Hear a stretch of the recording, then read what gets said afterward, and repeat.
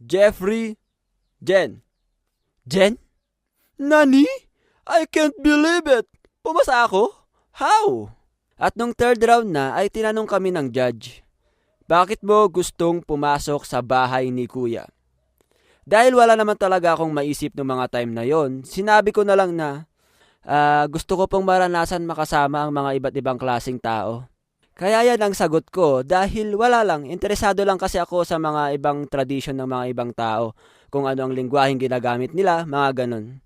Nagantay kami ng ilang minuto habang namimili yung mga judges kung sino ang papasa. At hindi ko in-expect na mapapabilang ako sa final round. Jen, step forward. Oh my gulay! At nung last round lang naman ay tinanong kami ng, tell me about yourself. I'm Jen, isa po akong animator. At kung di pa po kayo nakasubscribe sa animation at gaming channel ko, please mag-subscribe na po kayo. Salamat. De, joke lang. Basta sinabi ko na lang kung sino ako. After nung round na yon ay kinongratulate kami ng mga judges at sinabi nilang magantay daw kami para sa callback. Pagkatapos ng audition ay need daw nila kaming picturean, so merong photoshoot na nangyari. Naks, tamang posing, tamang papogi lang, syempre kahit amoy pawis na tayo. Inantay ako ng dalawang nakilala ko sa audition at nagpa-picture sila sa akin, sabay sabi nilang, pre, pag sikat ka na, wag mo kaming kalimutan ha. Oo nga pre, add kita sa FB.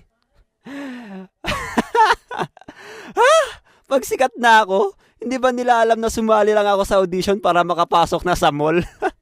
Mas deserve pa nila makapasok sa finalist kasi kung makikita nyo talaga, parang pinaghandaan nila yung audition. Yung iba nga parang lumaklak pa ng maraming gluta at gumastos para lang sa audition. At may nakausap pa ako na bumiyahe siya galing sa malayong lugar para sa audition at di pa siya natutulog. Bumiyahe din naman kami galing sa malayong lugar pero sa kanya, galing pa siya sa kabilang isla.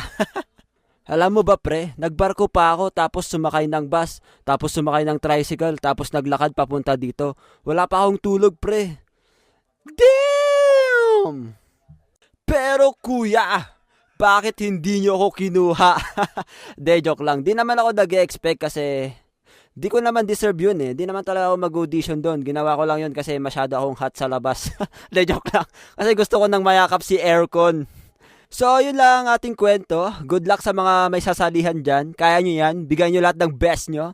Thank you sa panonood. Like, comment, share, and subscribe. At huwag nyong kalimutang i-ring yung notification bell para updated kayo sa next na video. Yun lang. Bye-bye. Subscribe! Sana all!